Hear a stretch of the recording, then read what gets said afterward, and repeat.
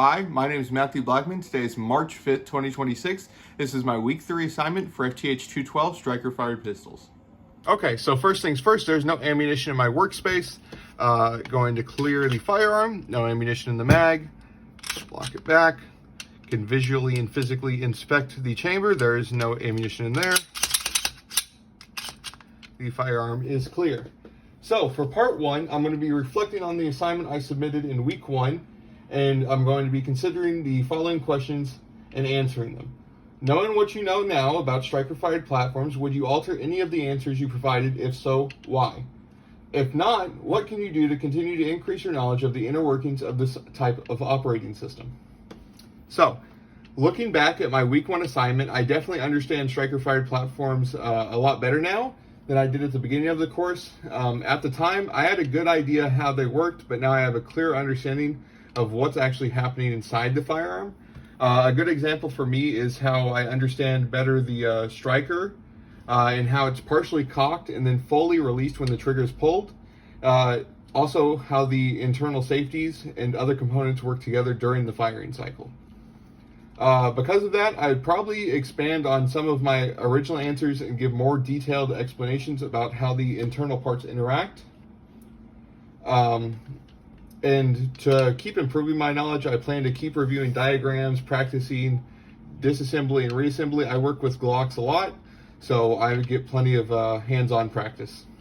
Now, for part 2, we're going to be installing this pair of iron sights using punches and a hammer.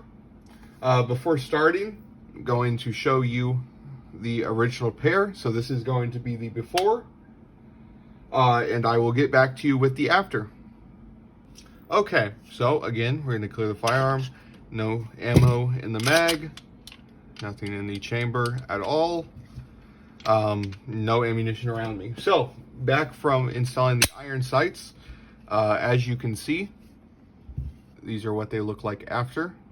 The rear and the front. Good upgrade. And during the process, the rear sight was a little tight in the dovetail, which is pretty common from what I've experienced. All I did to solve that was just slowly tap it into place, just more careful than I would have had to have been. I made sure to put some lube in between in the dovetail to help it slide a little bit better. Just used a punch, light hammer taps, on making sure it stayed straight. I did put it in the vise. I wrapped it and then put it in the vise since I don't have soft jaws on it to avoid damaging it, of course. I just worked slowly, used controlled taps, made sure the slide was secure in the vise while I was working. Using a sight pusher would have definitely made the process easier and more precise. It would have been definitely easier specifically to align the rear sight with the front sight. But the punch and hammer method worked fine as long as I was taking my time. And then to center the rear sight, I measured the distance from each side of the sight to the edge of the slide, and then just adjusted it until both sides were even. I just used a little one of the soft little measuring tapes that's got the centimeters on it. Overall, the installation went smoothly and it helped me get more hands-on experience, so that's always good. And for part 3, the test fire, I'm not going to be able to get to it today because I have a trip.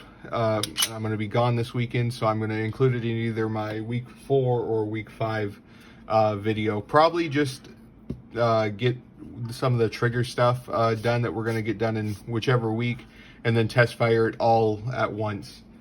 So yeah, that was my week 3 assignment for FTH 212 striker fired pistols.